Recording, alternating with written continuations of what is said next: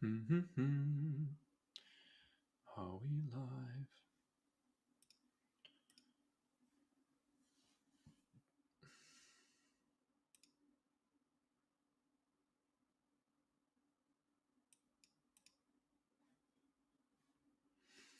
Looks like we might be live. If someone in the chat could, if you're listening, someone in the chat could confirm whether or not I'm live. Still getting used to this live YouTube stuff. Vik will be on the way shortly. I PM'd him with the link. He'll be here soon. Put some music in the meantime. Yo, Boogrins. Yeah. Hey, nice. Yeah, wicked. Yeah. I think Boogrins are probably still pretty decent. We'll have to see, though. A lot of changes. Overall, I think a positive thing for the game, but I think there's a bit of nuance in some of the decisions they've made. You know, not too many spoilers. I guess we've already all seen the points anyway. Vik and I have had some time to digest them in the meantime as well. So it's been fun. It is live. We're live. Yeah, the obviously some things not getting caught, like the Tempestus Aquilons. You know, arguably one of the best data sheets printed in a pretty long time. Not getting caught. It's a bit of a strange one, bit of a head scratcher. But I was watching some other content earlier. This is like a preamble. I was watching some other content earlier, actually, that I was talking about Space Marines 2 and the launch of Space Marines 2 and General Titus. And a viewer kind of aptly pointed out, well, you thought if you'd release something like Space Marines 2 and you'd have a big influx of players coming to your brand or your enterprise that previously maybe hadn't been fully exposed to Warhammer, that maybe you would have a model like General Titus already available. Yeah, I can turn my mic up. 1 second. I can do it there. And I can do it. I can't do it there. Someone else let me know if it's like super low. Shut my light. It's almost maxing out. Contrary to popular belief, I do have the Blue Yeti.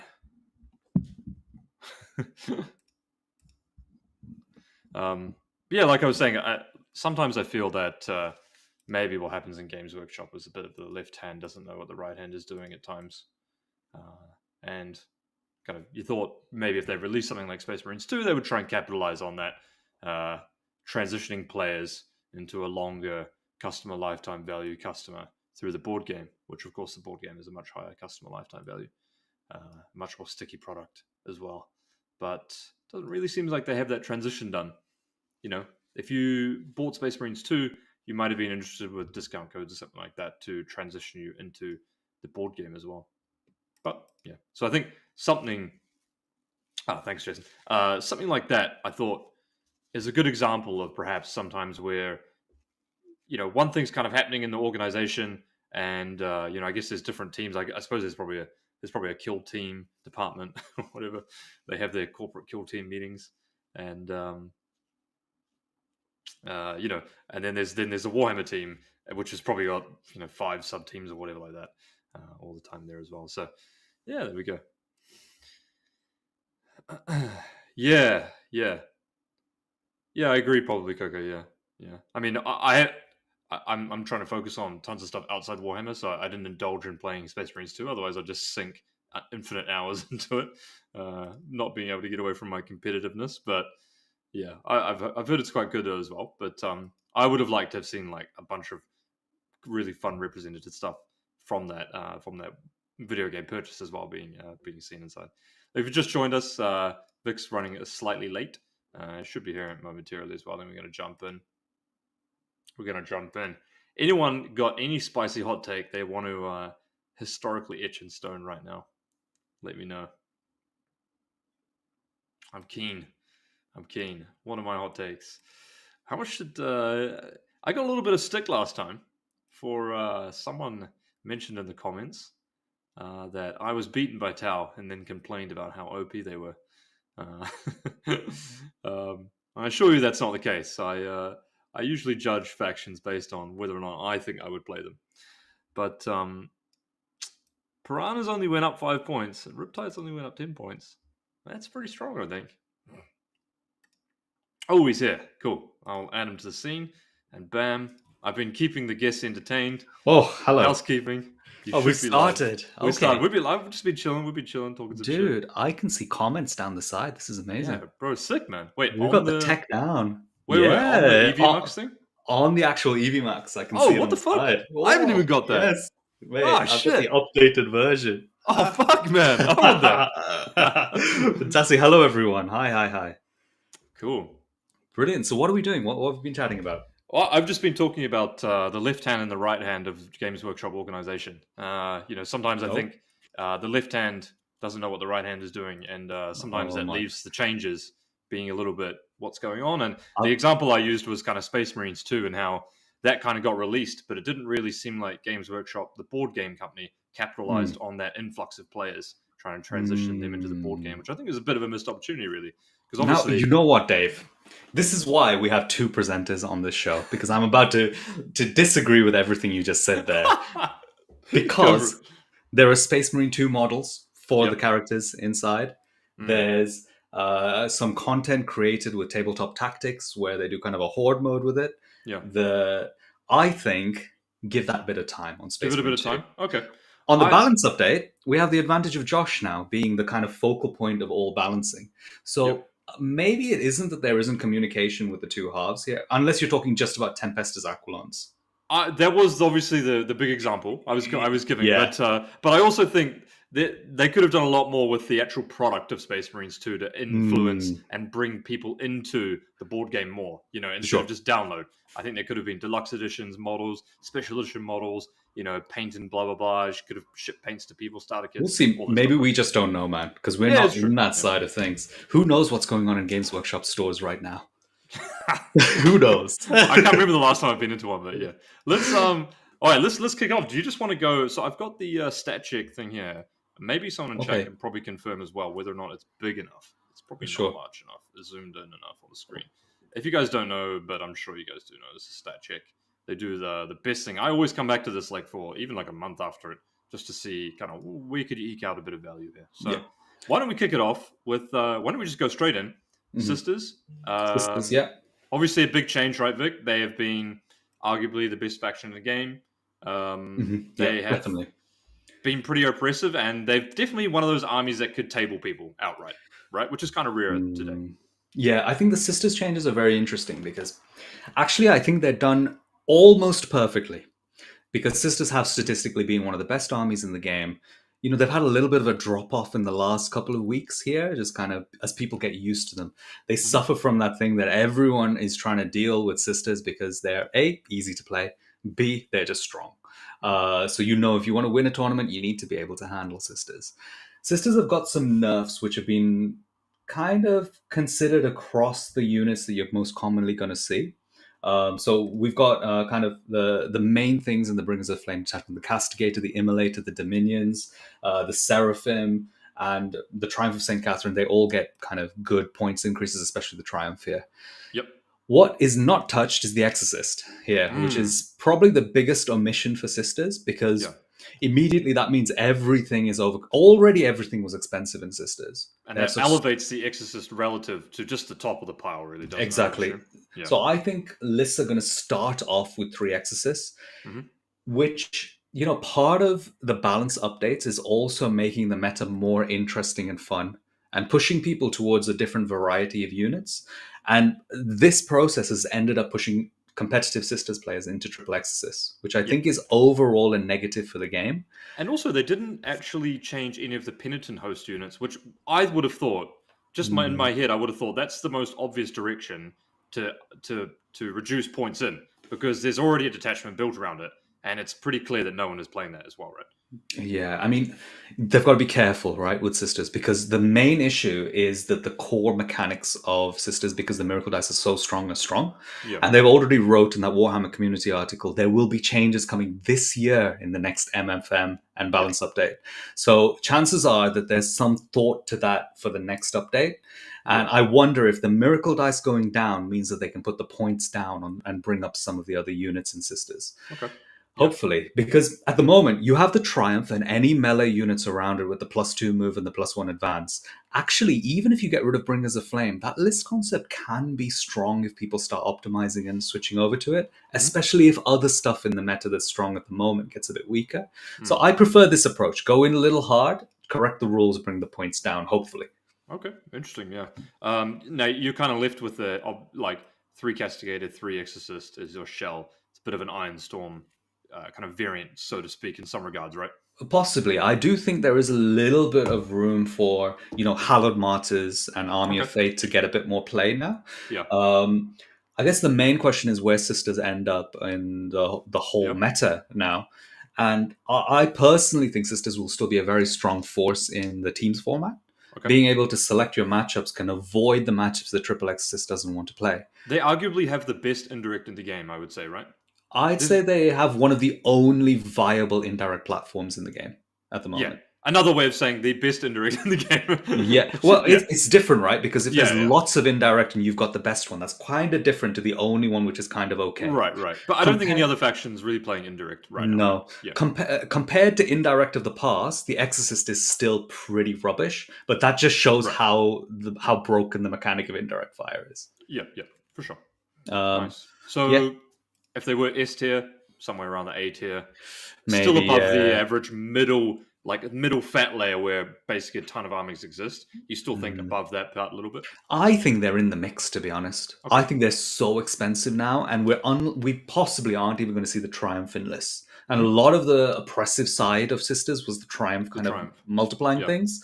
Without that, I wonder how Sisters will do. I think they'll be in the pile in the middle in singles. I think it would have been so good. Well, yeah, it's a shame we don't have ability changes, but making her being only able to select one ability or rotate that through turns. There's so many ways they could have kept what is a pretty cool model. In fact, I saw the golden demon entry for one of them was absolutely insane. Which is a cool model fixed through non-points. It feels like we get points changes more than we get ability changes. Yeah, we do, because we get the points changes with the balance update, with the balance update, right? But the ability changes are they a better mechanism at changing things? Well, it depends on the units, I suppose, in question. Yeah, you kind of need both, don't you, really? Yeah. All right, Custodes. Custodes is still shit. Sorry, everyone. No, I don't actually know. So Custodes get a couple of key things go down. Some of the Dreadnoughts basically go down 10 points. Bikes go down 10 points. The issue is that the game style that Custodes are playing, I don't actually think these are the units that are going to shift the needle on changing it to a playstyle where Custodes is going to be good, especially in a singles meta now, right? Because you're really trying to front load durability to an extent, and things like Wardens and being able to be off the board and then rapid ingress in from safety and hit on the turn on your own terms is really what you want to do. Units like Dreadnoughts, I don't think are really going to shift that anyway, right? Yeah, I think the playstyle still revolves around the Venatari Wardens. Yeah. You know what? I don't think Custodes are too bad, honestly. Okay. They do a lot of damage. Yeah, I mean, they smash in combat. Yeah. Absolutely smash. And they have some cheap mission playing bits as well. I think Custodes are...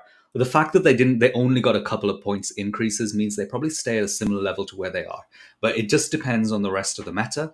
And with armies like T-Sons and Sisters getting nerfs here, maybe Custodes have a better lineup of matchups. So that's probably going to be a trend we see with a lot of stuff, to be honest. I mean, definitely a winner because, as we already know, and I'm sure everyone already knows now watching, some of the top armies definitely got hit. And I would say, maybe aside from Tau, T-Sons is their by far worst matchup, right? So there you go. On to Admech. Admech getting not actually that heavy of a hand, if I'm being honest with you. This faction is actually deceptively stronger than I think people give it credit for, myself included. And we saw it perform pretty well at LGT as well. But if you look at some of the changes, sure, some of their core units like Taraxi, Sterilizers, and Skystalkers did get 5 points. That's 1 point per model. Skitarii Vanguard 5 points, 1 point per model. Mhm. And Ballistari only went up 5 for It's not from bad. 70 to 75. It's actually not that bad when you think about it. Full reroll aura. Yeah, it's not bad. Soft Island's actually going down, which is a playable data sheet for sure. They had the Raiders in there now, so 5 point difference there. You're still going to be able to field roughly a similar amount of units, I think. Which, considering a lot of the meta has reduced in output here potentially, I think Admech are actually one of the hot take. I think Admech are going to be one of the winners coming out of this one. I think. Oh, But I mean, I'm putting them in the middle of the pack as well, middle of the pack, mate. It's with so the easy to put sisters, everything in with the the Custodes. But that I think that's going to be the thing. Now the question is, what is the stuff that falls out of the middle of the pack either side? It's going to be the interesting discussion points for this Yeah. update, because we were almost perfect. You know, there were a few armies above, few armies below. Where are we sitting now in this update? And is there less armies above and below? Is there none?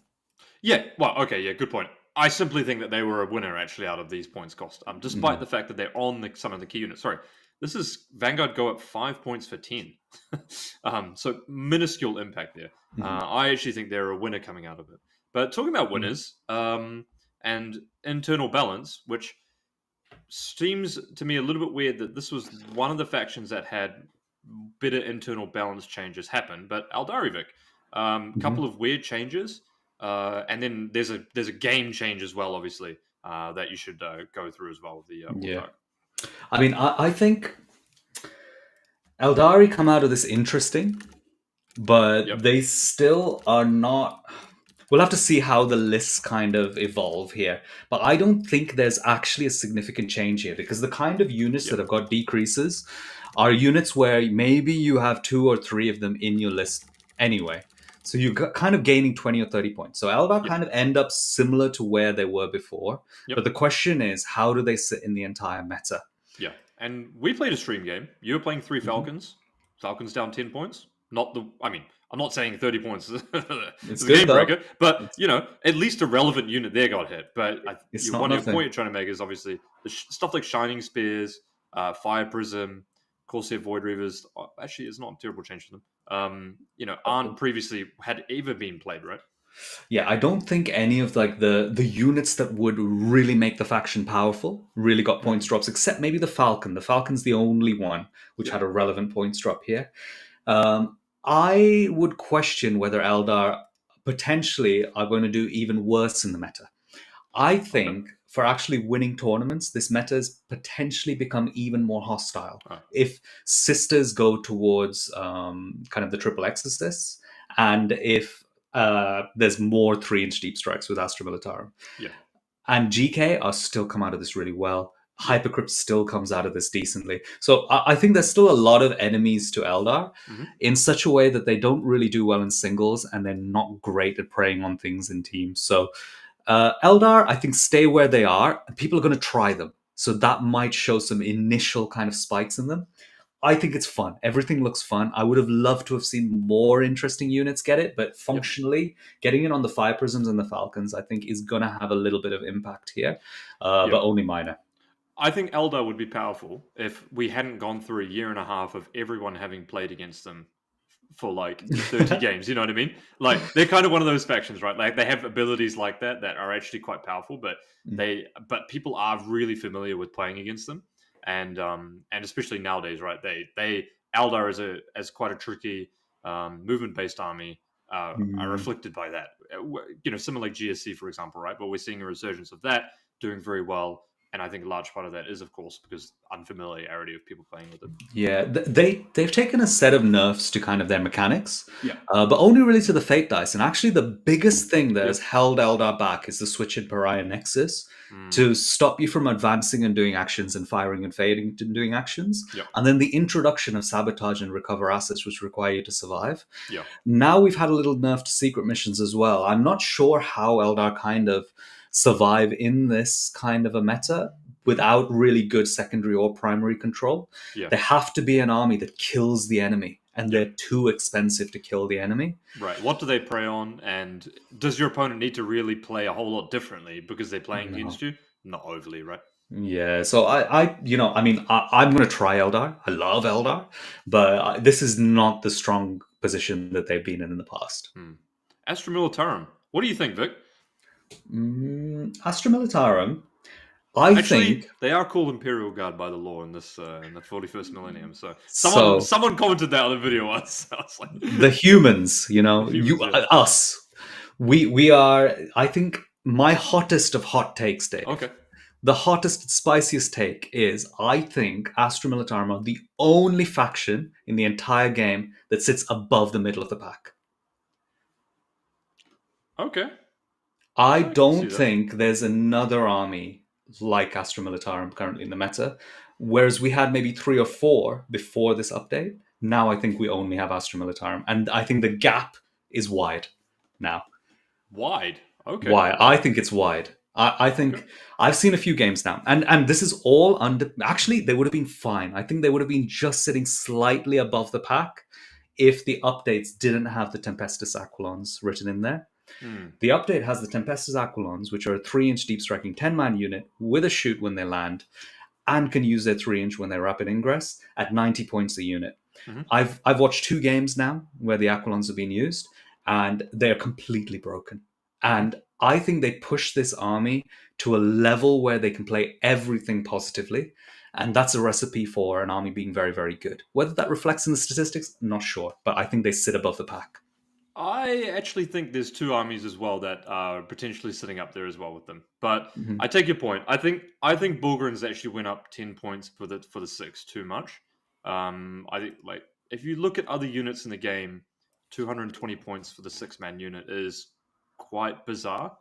Um, like I'm just trying to think about other 6-man units in the game that sit around 220 points. Um, But I that's not the point, is it? It's the yeah combination of different pieces here. yeah yeah There's yeah. there's kind of the mission playing elements with Yep. deep striking elements, with now 3-inch deep striking elements with a tanky melee component. Yeah, Plays so secondaries, primaries extremely well. yeah, Very so what I tough was to going to beat. say is like obviously Aquilans changed the entire factor. Why they didn't update them, I don't know. Whatever, right? In a world where Aquilans didn't exist, I actually think that this nerf would be actually quite heavy, is what I was saying. But obviously Aquilans do exist, so that's changes things. Now, I think the biggest question is: do you even play any Bulgrin, or do you just? And the irony here is that I said this a couple of episodes back is that they print data sheets and they say they want the game to be fun and they want the game to be played a certain way. But then they print data sheets and adjust points to do the exact opposite with guard. For example, they take the only good combat unit and nerf it further, which I obviously said needed to be nerfed as well. But then they print a move block insanity unit that you would obviously play 30 of and leave the points the same way. That encourages one of the worst play experiences for both players. And I don't understand that game design personally Mhm. because I don't think that's a fun way to play the game for either opponent. And trust me, out of probably everyone in our team, I get the most shit for playing armies that are 40 Necron warriors, move blocky here, do this, and then whatever, right? And so it's a bit of a head scratcher to me that one personally. Yeah, I mean, I would say though, I think even if the Aquilons didn't exist here, I think Guard for the power because the army's out at the top with Guard. The problem is, I think Guard is as good as Sisters and T Sons. You know, that's the difference. I think as they are Oh currently right, yeah, before this slate, I think they're as good as Sisters and T Sons. But the level of nerfs that Sisters, T Sons, yeah, Drukhari are taking yep, is higher than what Guard's taking here. for sure, yeah, Guards also getting compensatory buffs to their nerfs rather than just clean nerfs. yeah, So the Aquilons are the thing which are going to push Guard above the edge, where they yeah. go into broken. Without it, I think Guard would just be very strong. I don't know if broken. Well, okay, I wouldn't agree with broken. I think it's I broken. They certainly have know when people say that Guard was broken, didn't win the largest tournaments and didn't win the biggest tournaments with the best pilots in the world. no, So I there think is a counterpoint to it. I think. I think. rel- I yeah. think people do tend to overestimate just how dominant the faction is, and I think a lot of that comes from internal playtesting. And if you look at the tournament numbers, it doesn't necessarily support that. That's fine, Um, but I think it's underestimated yeah, severely. Maybe I overestimate it a little bit, fair, or maybe I've actually got the correct opinion here. Who knows? But I think this is the strongest guard of being relative to the meta, since as long as I can remember, since the start of the edition, in my opinion. And that's why I think they kind of Okay. tip over into the broken territory. Yeah. If you say sisters are broken now, I think it's the same thing we've got with God. Yeah. No, And the no, question, yeah, completely fair. I think I agree because I was thinking back when I was playing, obviously the triple manticore build with the 30 Kassakan and respawn. We had Canoptic Court there as well, which was just as powerful, if actually better on, or every single metric was better as well. So it's yeah, an interesting one. It is a shame. I don't know what they would have pointed equivalents at. I personally had them at 110 to 120, depending on the meta. But even then, they have massive data sheet problems with them because they invalidate some armies. And it's the same when 9 mortars were around. I said that was terrible for the meta because it made swathes of armies just completely unplayable. Yeah, so interesting one. They also got a stealth buff to the tank commander, which got the squadron keyword, which for someone that doesn't play a platoon command squad is kind of nice because now all my tank commanders can hit on threes. perfect. Just as we drew it up. So tank commanders can order themselves, which is actually a very, very big buff. Huge. Yeah, that's great. But they can. It just means they can, work inoperable of themselves. So You grab the lethals as well. That's not bad. yeah, lethals against the vehicles. So yeah. Nice. Anyway, lots of chat about guard. It's time will come, but I will hearken and say that time and time again, this army has been called the best army in the game by obviously myself and Vic, but over the last couple of months has not been winning the biggest tournaments, despite having 2 of the best world's pilots on it as well. So It has almost the most event wins in this edition, and okay. that is considering that a lot of it is just coming now at the end of this. It's only just accelerating now. It's had less than a 50% win rate for almost the entire edition, and the Right, win yeah. rate is slowly ramping up. I So will agree. It's had one of the longest time arcs across the edition for sure. yeah, it's been suppressed by a very poor play rate generally, and people who are playing guard just not listening to what's a good army Yeah. compared to other factions where, like sisters, everyone will play the best list. Yeah. Guard, that is not true, but it's slowly starting to catch on. So we'll see. I don't think it's gonna actually catch on very quickly. I think it's just gonna catch on a little. I think it's a playstyle that people inherently do not enjoy as well, and that's why I think people don't play it. The question is if meta chasers, if people like me switch to Why guard. don't you play it? Why don't you play it? Because we had this discussion on the team chat, and people said, "Why don't the top players play guard?" And Because I said, no one wants to play normal humans in a world of crazy nonsense. "You think that's it?" I think that's it. I don't want to. I don't want to paint a single Bullgrin, mate. Have you seen how those models look? I don't even want to touch one of those. So I think that puts a lot of people off. Really? Okay, let us know if you're watching this video and you don't play guard, you never like them. Let us know why you would not start a guard, even if they're the best army in the game or whatever like that, or had the best and funnest attachment. Let us know why you wouldn't play it, because actually that's why I do play them. Is because I really like the aesthetic of them. Well, I'm telling you, I'm tempted. Oh my god! The day that Vic plays an army that I also play, oh man. And if I'm tempted, I bet there are so many people who are going to do it. You're going to be tempted. Then they'll nerf Aquilans, and then you'll be like, fuck this army, I'm never playing this again. Yeah, but this is a balance slate, right? So, I mean, this is an update. So that means we've got months. We've got a few months. It's going to come in December is what I've heard. Yeah, if it's by the end of the year in December, that means 2 months of destroying the world. Beautiful. It'll be interesting. It'll be interesting to see. Will the world burn from Guard? I will be playing Guard at the Coventry 3-day Super Major. So we'll have to see how that goes. I'm playing Guard in Imperial Cup as well. The comments are great. I do play Guard. But you have to build and paint 100 guys. It's funny. Yeah, fair enough, David, I need to save for a house. I've got... This is... here we go. I've got... this is 30 Aquilans. Oh my god, they're in a pile. That's in the middle of your army, guys. That's how they'll deep strike in. Kaboom! And cheaper just to start a new army. Yeah, Guard is actually reasonably expensive on the whole. But what I would say is, sorry to talk about Guard for ages, guys, but the new Aquilin kit is gorgeous. Incredible kit. So many dynamic poses, but it is quite expensive when you think about it. It's about 50p per model per point that you're paying. So yeah, the aesthetic is kind of boring. Yeah, I can appreciate that as well. It's nowhere near as cool. See, I don't like the like Eldari aesthetic because it's like Mhm. perfectly trim and shiny. I like Beautiful. yeah, exactly right. But Uh, that's the cool part about 40k. Everyone's got did something you like see the points drop on Ogren? What do you think on that? yeah. So I think Ograna. So we actually have a Pyrrha Cup chat that we're playing with, and I said I don't actually. So I've got to submit to commentary, and I don't know where the build lies now because ultimately, Guard at its strongest level is not this army that tables someone with indirect. It's not this army that tables someone with direct fire. It's this controlling anaconda that strangles people with move block, Mm. out OC, shoot off this flank here. You just can't beat me. And that's the way it's always been. Throw shit away, use your whole army, etc. And I don't know whether or not you swap to Ogren or Bulgren because they do serve two different roles. Very But much so. and where does the equivalent fit in that? Can Mm. you play an army? This is what I've been struggling with because I haven't played a game since LGT apart from the stream game. Do you play an army that's 30 Aquilans and guns, and you just move block your entire opponent's army the best you can, and then you don't play any melee component? Do you do that? Mm. Or do you play a little bit of melee, and then you have 30 Aquilans and trying to attempt that as best as possible? So, yeah, I mean, regardless, you're using Aquilans to move block your opponent. Mhm. Yeah. So, Yeah. yeah, it's interesting. We'll see. Gosh. There we Yeah. go. I think they're decent, 20 points a model. Oh, Oh, the Ogrins? the Ogrins, they're all Yeah, right. they are difficult to order, but at the same time, you can put them in the Chimera for the firing deck, and now that the And the Tank guns are Commander's good. got a bit more, yeah, it gets the rapid fire, which is not bad. Mm. So it's an interesting one. I think Worth a Ogrins try. are definitely up there as well. Mhm. Cool.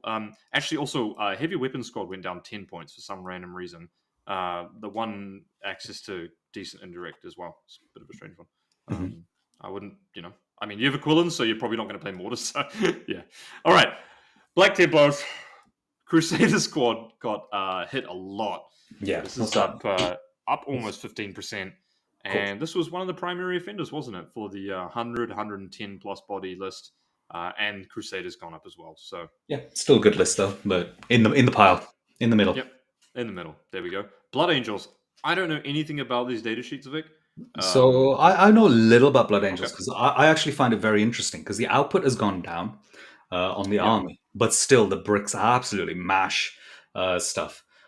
But they gained advance and charge. Now, Yep. advance and charge changes the army because now you can kind of stage in Yep. the middle, and the threat range is enough that it pushes the opponent really far back. Yep. Every 7, every 10 is basically a 7 now, which Mhm. is completely changes your math on whether or not you're going for it. Absolutely. So I think that Blood Angels are in a good spot as a controlling pure melee army. Mhm. They also have an interesting thing in this meta because they have a good counter to the Aquilons by having access to Infiltrators as a Space Marine faction. So maybe they have a positive game there, and they can also fly over screens. So it's kind of interesting whether Blood Angels is better because it can play guard if the UK meta, let's say, becomes a little bit more guard centric if people jump to it. If that doesn't happen, I think Blood Angels sit roughly where they were before as just a good army that rewards good player skill and good control. But they also got a big buff by Deathwing Knights also going up as well, and Bulgrin going up heavily, right? Which were, to be fair, one of their 2 worst matchups, right? Sure, but I think Blood Angels are still inherently expensive, and when they activate into something, they still have to be able to trade or activate for a second turn to actually Yeah. get value. So there are going to be armies where they struggle to do that. Yep. So it'll be interesting to see how they do. Yeah. In this, I think they're just going to be okay. I Yeah. think these points are correct. Okay. Interesting. Wow. Because they were at the higher, upper. They Mm, were on the better side of the fat pack there, I think, for sure. yeah, yeah, But they were quite terrain dependent, I think, yeah. which makes a huge difference. Now they're less. WTC, I think they're a lot better. Though. Yeah, now I think they play on all the formats quite well with the Okay. advance Yeah. and charge. That's good. Chaos Demons. I thought that this faction would get buffed. It didn't, and I'm confused. That's fine. There we go. It's basically the same shit, guys. I think it's the same. They're just in the middle of the pack as well, aren't they? Really? Yeah, They're I all think right. so. I think demons are a cool army actually in the grand scheme of Warhammer 40k, and I don't hate it if they're cool are a strong army actually. I think they embody Warhammer like to a large degree, right? What do you think? Agents of the Imperium, Agents of Chaos? Agents of Chaos, that would be cool. Look at that. Maybe. There we go. Chaos Knights. Oh, okay. It's an It's quite a lot of interesting one. buffs, actually. Yeah. Someone has said that you can get 5 big knights, which maybe that's good. Sister's got big nerf. Eradicator's also went down. But you can play 13 knights now, which was an old build when I was playing the lead super major. Abaddon and the 13 knights list was very popular and did extremely well over many tournaments in the USA as well. It's an interesting one. I hate to say it if you're a Chaos Knight player in the chat, but it is a boring archetype. No, I'm not allowed to say any more on this. Just keep your mouth shut. Hopefully some of these larger knights become more viable. Yeah. And I don't think the points changes are big enough to make that happen. Yeah. Obviously when you're dealing with units that have like your cheapest unit is 140 points, right? Well, 60 points across your entire army is not really going to make a big difference. But weirdly enough, the Brigand went down. Yeah, that's the one. That's the spice. What? Why did the Brigand go down? This was the best unit in the Codex. It's a strange when they say we're not going to put the Carnivore down, but we're going to put the Brigand down. But I know because they say like, oh, well, we don't want anything to go lower than 140. This is the solution if you want to make the faction better rather than make people play different units. If you want to directly do that, pick their best unit and decrease the points on it. Just kind of interesting. Doom Melon saying, not looking forward to Knights being potentially good again. They do. It feels like such a one-dimensional game that you play whenever you play something like 13 Knights. It's how many can you kill a turn? Okay, I killed 4 this turn, and then I killed 1 the next turn, and then his melters popped off, and then I can only kill 1 a turn, and then whatever. It's like okay, like you're kind of always trying to ride this crest of can you kill enough, and so many of the games are huge blowouts, right? Where it's oh, I killed 6 in 1 turn, right? I was playing Thousand Suns. What are you doing on the table? So it's an interesting one, a tough one. Dare I say, I don't think Chaos Knights or Imperial Knights have been well balanced or found a good place in the entirety of 10th edition. Ever. Yeah. Yeah. CSM is a very interesting one, though. That's our next one. Yeah. This is a bit of a head scratcher, this one. Because it's a bit of a head scratcher to me when an army wins the largest and arguably hardest singles tournament in the world and then goes on to be reduced in points. But see where the points are reduced. This is very interesting the way this is being done. This is a good point. It may not be obviously on units that are completely good. You run it through it, Vic. Because it's okay. So the highlight is that the Accursed Cultists and Dark Commune got a points nerf. I think it's like 40 points or something. Yeah, and Blood Surge is completely nerfed on top of that. Correct. Which is good for the game. Yeah. So Blood Surge is once a turn. They're not constantly blood surging into you. Sure. Great. Now, the interesting nuances here is you can look at this and be like, oh my god, they buffed Warp Talents. But only the unit of 5. Yep. The little unit. Because the unit of 10 is a bigger problem as kind of an indirect missile. Sure. So the unit of 10 is still hideously expensive, I think. Good. The Legionaries, this is an interesting one. They haven't buffed the unit of 5 for the little kind of MSU out of the Rhinos, but they buffed the unit of 10 for your kind of hammer unit. And the unit of 10 competes with the unit of 10 chosen, potentially, in that kind of list design. So I think those are a wash. They're very minor changes there. But they have buffed some units which were quite prominent in Liam's list, though. Okay, which ones are you going for? The Obliterators? Okay. Obliterators. I think that's the only one. That's the only one, right? Okay, sure. But Obliterators are actually very good. Like, it's not like that's a bad data sheet. Now, Obliterators, I think, are only good at this points cost in the Detachment Liam run. Which... It's like saying something's only good because it's in Bringers of Flame. But you can play Bringers of Flame. No, it's like saying something's only good if it's in Army of Fate or Hallowed Martyrs, which is not like the highlight detachment. Now, I think that's okay, personally. I think you can look at this and say that CSM are a big winner. I think they're a big winner in the sense that they didn't get nerfed. I think that's their biggest win. I don't think they got significantly buffed, necessarily, in the army. They gained like 20, 30 points, maybe at most, but they didn't go down. They also receive a buff via the secret mission change as well. Yo, you think so? Yeah, oh, definitely. I don't think they secret mission that often. And I think the game plan that they want to play is counteracted heavily by Secret Mission as well. Yeah, I can see that. A lot of melee pressure armies don't like secret missions as a concept because that's not Yep. the way they want to play. So I'm in with you on that one. But you do make a good point in that, obviously that there is a win rate associated with that, and the data sheets that did get changed are not in game-breaking ways where you're now going to be having more of the most efficient unit as well. CSM is the same as Guard. They win so many events, but the win rate is low. Right. Is the thing. CSM are worse than Guard in that sense, to be honest, because they win more events with a lower win rate.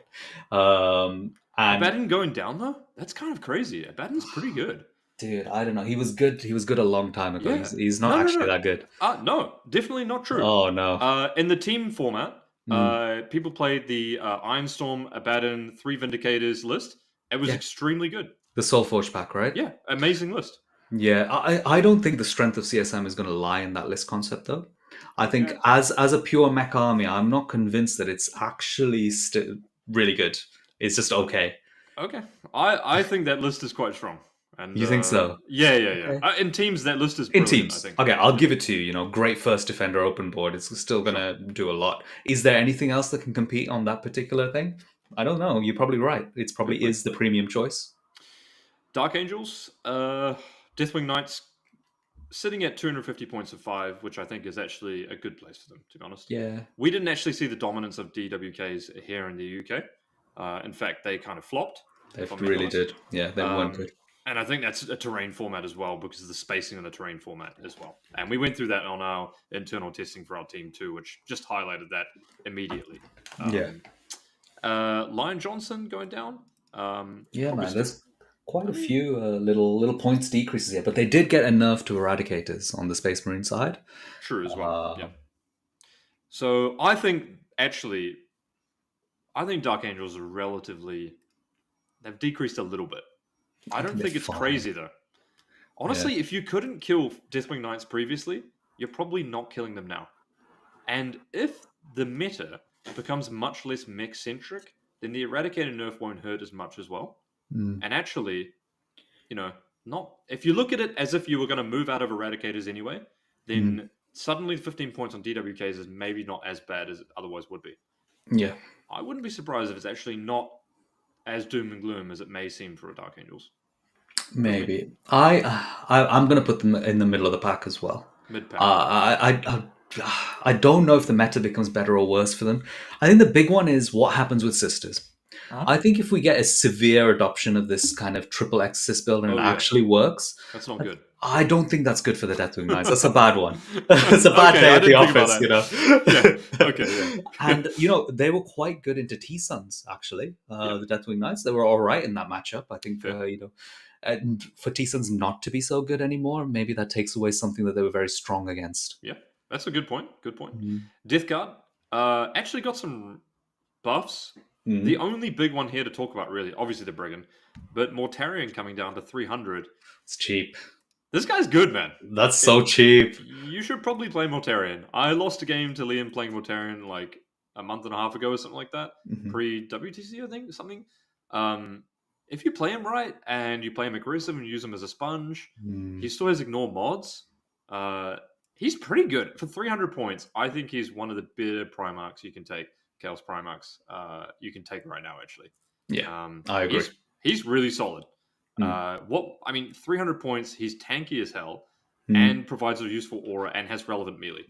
Yeah, brilliant. I'm so impressed with that little change there because Death Guard struggle. Their playstyle is always going to struggle competitively. Yeah, but they're a good army. They're a good. solid army. Yeah. So I think middle of the pack. Alright. The army that I don't think has won anything in the UK got absolutely slaughtered. Drukhari, look at the red. Maybe it's just me, but every time I played against Drukhari, I absolutely crushed them. And I didn't only just play them with Guard either. You want to go through this one as well, Vic? Or? I mean, the nerfs are wide here. Yeah. And they're very weird because, people aren't really playing Draz. and Yeah. there's a nerf to Draz. People aren't really playing Reavers outside of Yunari. There's a nerf to Reavers. Yep. This is a wide range of nerfs here, and I think it adds a chunk of points coming up to around 100 to these Drukhari lists. That Yep. is very harsh. That is very, very harsh. Drukhari are one of those armies where you need just the right amount of threat saturation for them to be competitive.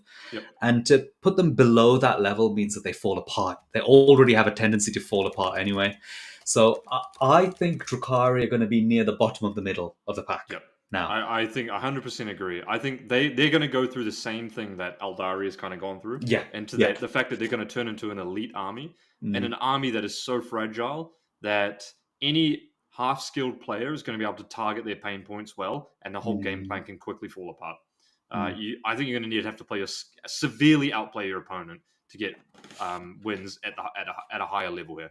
Now, there's an interesting point here. I'm happy to see that Scourges and Talos didn't get a points change. See, fuck you, because I would rather see Scourges go up, and then the rest of the stuff stay the same, because that was the most unfun unit in the game.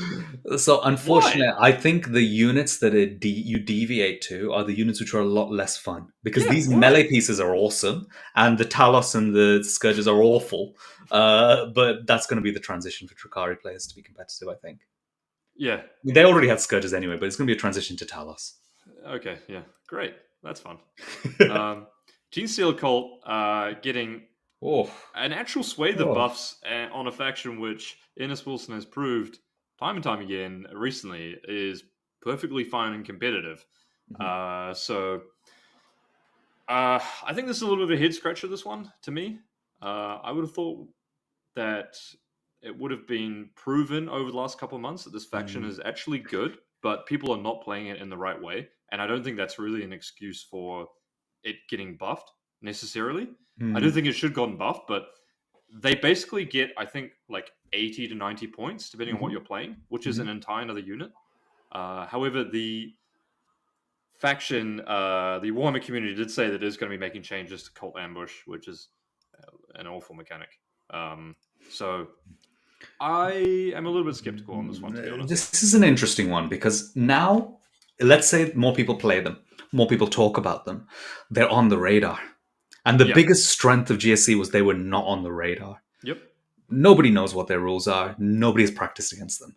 And I think this maybe makes them more on the radar, which keeps them in check. Because once you know their rules, it becomes quite a bit easier to actually deal with them. Yeah. They're a good army. They're like Admech. They're a good army. Yeah. It's just if you know what Admech do, it becomes a bit easier as well. Okay. Not the raw strength per se. Mm. Yeah, it'll be interesting. It'll be interesting to see how I have no doubt players like Ennis Wilson and whatnot will do well with them. It'll be interesting to see if other players, because he's actually made a bunch of content on them as well. If other players actually pick it up, learn it, and implement that strategy as well. Because a lot of people should have GSC armies left over as well. They were extremely strong on the release of the edition. Yep. All right, let's speed through it. Grey Knights, relatively unchanged, aside from a few units. However, the 6 NDK build has arguably gotten better, right? Because of the larger meta shift around it. Let's think about this, because I also think it's worth noting that the Terminators went down here. Okay. Because I think this might be the time, finally, where the MSU Terminators might actually be okay. Maybe. Because I think you can make a build with some Terminators, some NDKs, and Navigators, which actually is quite good. But I need to try it to see. But yeah, I think the 6 NDK build is just obviously good in a team setting. Aquilons are pretty bad against GK, right? Like, I don't think you need things there. Oh, that's true. You don't need the Navigators, but I just like Navigators now. I don't know why, Dave. You know what I would say is, one thing that's really important to consider for this army is that the nerf of Secret Mission, especially in singles, is going to have a huge impact. You would often Secret Mission with this army and had great access to it. Now, the fact that you can't score on turn 5 and Secret is almost a 15-point, it also makes it almost makes a Secret Mission worth 5-ish points, depending on how you've played the game. But in a typical singles game, one player would be right on the back foot, then would Secret for 30 to 35 points afterwards. And I think that affects the game plan for this quite a bit, actually. I think unlike Hypercrypt, where, thank God, Secret Missions have changed, GK do have forward pressure. They can play Okay. forward a little bit more. So secret missions aren't the end of the world for them. It would be interesting to see. Maybe the meta shift will allow them to rise up a little bit more. But I think they're still middle of the pack, man. Okay. I've got a couple minutes left, so let's Oh, yeah. let's skip through a couple here Yeah, forget and Imperial. get to Necrons. Yeah. My hot take is that Necrons are actually still quite good. Believe it or not. My hot take is Necrons have got a lot worse because of the secret mission change. I think they're going to lose yes. a lot of games now. Okay, fair. But I actually think if you look at some of the Necron, and I'm not talking Hypercrypt here, I think there's some builds here that can rise to prominence now because of some other changes in the meta, for example, right? You look at the Catacomb Command Barge, down 10 points, 120. That is dirt cheap. Cheap. Okay? Dirt cheap. Obelisk is actually, if you're playing Hypercrypt, an Obelisk is actually not that bad. And if you've read its datasheet ability, it's fucking absurdly good as well. It has the old, like, half movement of one. Why did the Royal One go down? What the hell? That's so cheap. 40 points. But also Triax Stalker going down. And then there's one other Annihilation Barge. Okay, all of these hulls... The Doomsday Arc. Yeah, but the Doomsday Arc is only really good because it's good against Deathwing Knights. Okay. Yeah, that's why people played it a lot. I wouldn't be surprised if there's a build where you get a lot of hulls here with access to -1 damage and plus OC for around the 100-110 point range, and it's actually quite good. I also wouldn't be surprised, actually, if people have slipped a little bit on some of the Catania. The Deceiver is 265 now and has lost a lot of threats in the meta. In addition to that, I mean, I could be way off on this, but in addition to that, Awakened Dynasty now has a cheaper Catacomb Command Barge, and Wraiths are still the same points. And a lot of these massive hitting units are out of the meta as well. I don't know, man. Necrons, they, some stuff went up. But also the Monolith only went up 25 points. It's not backbreaking at all, right? You can still play. I think that Hypercrypt build, though, will start losing games because it was winning a lot of games off a secret mission at the end. For sure. But I hope they aren't good. T-Suns? Should we do T-Suns? Yeah, let's do T-Suns. We don't really know what we're talking about last anyway. Yeah. I'm glad to see that Tau Riptides went up 10 points, and also Piranhas only went up 5. So I actually think Tau, you could argue, are one of the better winners out of this as well. Yeah, I think they were a good army. They weren't secret missioning a lot either. All right, T-Suns being obliterated into the sun. Gone. Yeah, that's tough, man. That is a significant amount of points increases.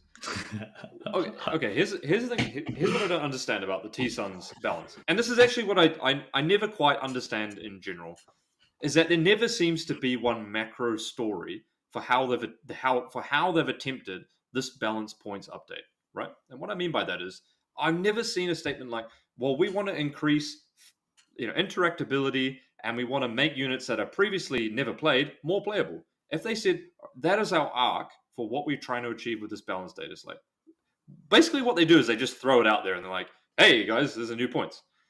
Because if you look at what's happened to some factions, like for example, Thousand Suns, but then you look at other factions, like who else got some points increases? So Guard got some points increases, but also got some point shifts. Dark Angels got some points increases, but also got point shifts. CSM is the same. Blood Angels, okay, we don't know about that necessarily. But nothing really took an on-the-nose complete beatdown anywhere near as hard as Thousand Suns. Now, I know they have a limited roster range, but at the same time, I would have liked if they've gone, we're trying to make units that have previously never played a bit more popular and decrease the points on some of these units that are pretty poor, right? But that's just me. I feel like they should go, here's what we're trying to achieve, and then apply that across every single faction with some added points of like, hey, we're going to focus a little bit on this faction, that faction, because we want to target some units. But it does seem like they haven't got the same approach to every faction necessarily. Yeah. I think this is a little bit of we can't fix it, so let it die. Yeah. Like, here you go. Let's make everyone happy, because I think everyone is saying T-Suns are brilliant. They're the reverse of CSM and Guard, where they're doing so well, but actually they're an army with quite a few weaknesses now that the indirect fire nerf is in. Yep. And maybe we would have seen that play out, but now we don't have a chance to. They are gone. because Absolutely. points increases for T-Suns are a greater effect than what they look, because once your Cabal points start to drop down, your chaff starts to drop down, the entire way the army play changes and goes down more than the points suggest. So I think this is bad. Yeah. They're an army that maybe drops to the bottom of the middle, Yeah. now And for diehards. and actually, what will happen is a lot of those competitive players that were picking them up and playing them will ultimately just leave. I think as Mhm. well, which Yeah. will have like a double effect on their win rate. I think. Yeah. Like, why would you play them? No, I wouldn't play them. No, You don't no get enough chance. stuff. You don't get enough tools. You're going to get probably beaten by someone that's playing a very efficient army that Mhm. can just survive through stuff to connect with the little parts and then still beat you. Yeah. Yeah, I think they lose to a lot of things now. But There we yeah, go. interesting. See them. They got nerfed as hard as Drukhari, Sisters, T-Suns. Those are the three which got targeted in this balance update, I Yep. think. There we So go. mm. So Vic, what tournament are you playing? Are you playing any tournaments before the end of the year? I am doing Coventry. Okay, yes, the Two 2 day, right? day. Okay. So I'm just have to decide between taking Sisters and Eldar now. Oh, okay. So Uh, sisters still definitely on the plate, right? Sisters, looking at the points here, it's kind of interesting, and there is an option here because What we've about got the Chaos Space Marines? ITT coming up as well. So I need to decide, what kind of stuff am I experimenting with for that. Okay, yeah. CSM is something I really need to look at, I think. So those are probably my three factions I'm going to be spending a bit of time on now. I think that's a good mix here. If you had to pick now, what would be your faction you would think is most likely for you to win the 2 day event? The Sisters, I Okay, think, yeah. most And that's likely with the actually win. and that is with the triple exorcist build, right? Yeah, it has to Cool. start with Triple Exorcist. Yeah. Nice. Yeah. There you go. It's been a Wednesday of changes as opposed Wait, to a Dave, Thursday of what changes. about you? Don't you have a very interesting team tournament coming up? Yeah, we have the Pira Cup. I'm traveling to Mhm. Poland on Friday to There play you go. with myself, Nathan Roberts, Josh Roberts, Ennis Wilson, Typhus, Pumba, Myson, and Brian. So we're Hmm. playing there, and we're playing with the new changes. So I have to get a list in. Oh, I your lists think are not in yet? no, well, they were in, and then the balance change came out, so they said, okay, we're going to move it to Thursday night. So it's Got it. really Okay. cool. Yeah. Honestly, to be completely transparent, I told the guys today, hey, look, guys, can I be first defender? I think I could build a great first defender list with 30 Aquilons and a bunch of direct gun lines now. Mm. And I think that would do really well because I could get some pairings on open boards, and I think that would Guard might be one of the best first defender lists in the game right now. I think. Mhm. Sure. Tau could be up there maybe, but I think Aquilons might change. I don't know how they affect that matchup, but they can certainly tango with the chaff at least as well. In Mhm. fact, you could, if you really wanted to skew a bit more as well for the first event, you could even play Melter Gun on the Aquilons instead of just the plasma if you needed to hunt a vehicle a little bit more for that role. So it's interesting. Scout Sentinels also went down, Mm. so they went down Oh. 5 points per Oh. model. They were Which already is dirt cheap. yeah, they were good, but they fill that reinforcement slot. So there's so many questions that I Yeah. don't know, and they're Sure. really nuanced questions around: can I play Scout Sentinels, or is my game plan always to respawn the Aquilons? And if my plan is always to respawn the Aquilons, am I playing only shooting and no counterpunch, and then trying to wade through that on the afterfact if they Mm. do get stuck in right, and I do mess up a move block or something, or what happens if you play on corner deployment and you go second and you have Aquilons right in reserve? You could Rapid Ingress turn 2, I suppose, and stuff. So yeah, there's a lot that needs to be solving. Yeah. A lot to think about. Yeah, I mean, I have no doubt it can make a good build, but I kind of like to have my entire journey of 40k has been I like to have one specific unit for a specific turn for a specific matchup, and I Mhm. know how everything works together in very specific ways. So it's a little bit hard to find that at the moment. I just haven't played much, so but that'll be fun. Interesting. Yeah. Good luck. I'll be playing the 3 day as well. So the 3 day I need to In submit my list Coventry. for. Yes, the 3 day I need to submit for on the weekend as well. So Mm. I'll have a little bit of time to play test the Aquilons and see. But maybe I could convert some of my Bullgrins to Ogrins, maybe. Yeah. Try and get a bit Try of that. a mix. Yeah, exactly right. Maybe Mm. get Ironhand Straken in there. The Ogrins don't have terrible melee, but their melee is not great. No, So the you guns could, are good. yeah. In fact, I wanted to play the Rogal Dawn on the weekend as well if I get my first defender role because it has great longer range shooting as opposed to the tank commanders now. So I would love to be able to play some of my well painted models as well. So yeah, that's been it. Oh, there we go. It's is it a thumbs up or a thumbs to the side or a thumbs down for you on this one, Vic? Ooh. Thumb to the side, almost. Thumb to the side. Why? Almost. What's This keeping it? close. Literally, if Aquilons weren't in there, Yeah. I think this is a big thumbs up. They just missed it with the Aquilons. That's the only thing. Hot take for me, I think Orcs are going to do a lot better now as well. I hope so. I think they're going to do quite well, and I think that's an army that I'm potentially looking at as well for when Aquilons get nerfed as well. That's okay. I don't know how the game plays, but I think Orcs are already pretty good, and I think here's what I think. I think in the ability update in December, Orcs will get a big change that will probably be quite big for their army. Most importantly, they'll get to determine the WAG, and with the points decreases already, I think that Orcs will become very, very good. Oh, yeah. There we go. There you go. Let that one simmer for a few months. Oh. There we go. Fantastic. Hot take Ultramarines. Yes, I think Ultramarines are great as well. I think G-Man is... G-Man's potentially an option here as well. And yeah, I think the Vanguard, the list, for example, with the Centurion Devastators, that's kind of been a quiet slumber, but Uriel Ventress now got the Victor Aura as well. And that was an auto-include intake as well. So I think Ultramarines are looking cool as well. I was looking at Gilliman's datasheet today when I saw that he went down 60 points or something like that. Maybe you don't play him, but he's pretty sweet model, cool character as well. Interesting to see what people come up with in that. There we go. In this, I think a lot of stuff is viable here. It looks good.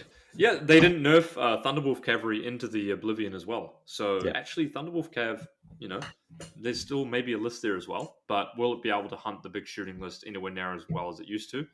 Arguable, right? If they turned around now and said, "Oh, oops, we forgot to do this," and just put Aquilons to like 120 or 130 or something, I think we would be in for like an insane rest of the edition here. I'll put my hand on my heart, and I said this before. 120 points, I'd play one. I would not play any more than that. Yeah, and that would be purely as a utility, keep my opponent honest, and there we go. But 90 is too cheap for the same points as 2 squads at 120. You basically almost get 3 squads for 30 more points. So there we go. All right, guys, I have to roll. I've got a dinner party. But thank you guys for tuning in. If you let us know what your thoughts are on terms of the balance update, or if you think you got a hot take, leave it down, enshrine it in the YouTube comments forever. And if you guys are okay with doing this live stream format, it's kind of cool being able to interact with everyone a little bit more. And it's actually easier for us to organize as well. So if it's better or worse, let us know. I will strip the audio and update it to a podcast at some point, probably tomorrow. So if you're a podcast listener and you've gotten this far as well, let us know if it's okay for the live thing to do for the podcast as well, because we want to. That's where we started off as well. So there we go. All right, guys. See ya. See you next one. Bye. Bye.